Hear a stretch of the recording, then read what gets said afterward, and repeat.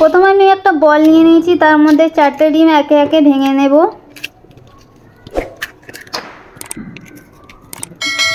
4টে ডিম ভাঙা হয়ে গেলে তার মধ্যে আমি পরিমাণ মতো লবণ দিয়ে খুব ভালো করে ডিমটা ফেটে নেব।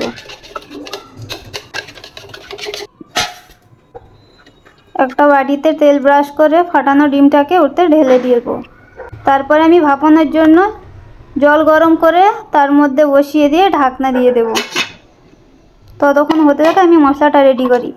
কয়েকটা রসুন নিলাম, পেঁয়াজ কুচি, আদা, লঙ্কা আর কি একটা টমেটো। আমি এদিকে পেঁয়াজ কেটে রেডি করে নিলাম। দেখুন এই ভাপাটা হয়ে গেছে। এবার ভাপাটা আমি কেটে রেডি করে নেব। ভাপা হয়ে গেলে আমি ছুরি দিয়ে এটাকে পিস পিস করে কেটে নিলাম।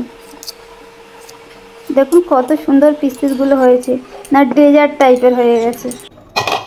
তারপরে আমি এদিকে মশলা রেডি করব। আমি একটু দই, কাশ্মীরি লঙ্কা, ধনিয়া গুঁড়া, জিরা গুঁড়ো, হলুদ গুঁড়া দিয়ে খুব ভালো করে এটা আমি মেখে নেব।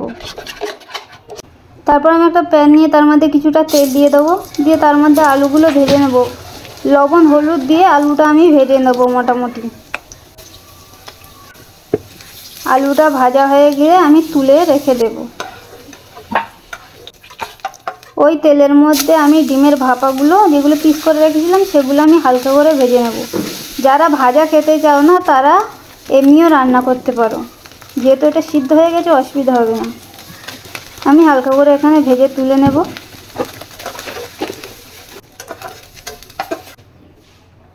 ওর মধ্যে আমি তেল দিয়ে দেবো রান্নার জন্য, দিয়ে পেঁয়াজ কুচি দেবো। পেঁয়াজটা হালকা করে ভাজা হয়ে গেলে আমি রেডি করে রাখা মশলাটা পেঁয়াজের মধ্যে দিয়ে দেব।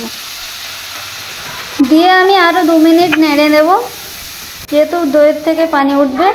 তারপরে আমি ওদের পেস্ট করা মশলা, টমেটো ওটা দিয়ে দেব। দিয়ে কিছুক্ষণ নাড়তে থাকবো লবণটা দিয়ে, যতক্ষণ না আদা রসুনের গন্ধটা চলে যায়।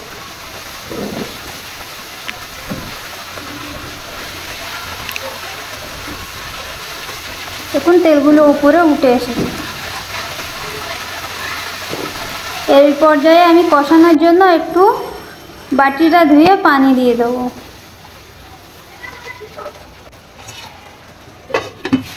দিয়ে ঢেকে দেব। কিছুক্ষণ পরে দেখুন মশলা কষে তেল একদম উপরে ভাসছে। এবার আলু আর ভাপা ডিমটা মশলার মধ্যে দিয়ে ভালো করে নাড়তে থাকবো।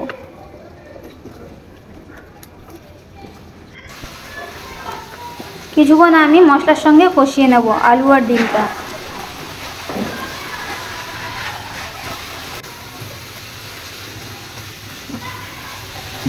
তারপর আমি একটু জল দিয়ে দেবো, দিয়ে আরও একটু নেড়ে চেড়ে নিয়ে আমি ঢাকনা দিয়ে ঢেকে দেব।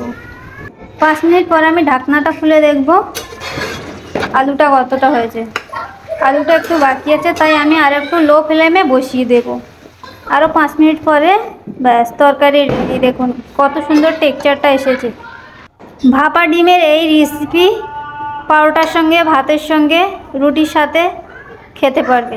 তো বন্ধুরা ততক্ষণ ভালো থাকুন, আর হ্যাঁ চ্যানেলটিকে সাবস্ক্রাইব করে পাশে থাকুন। Thank you.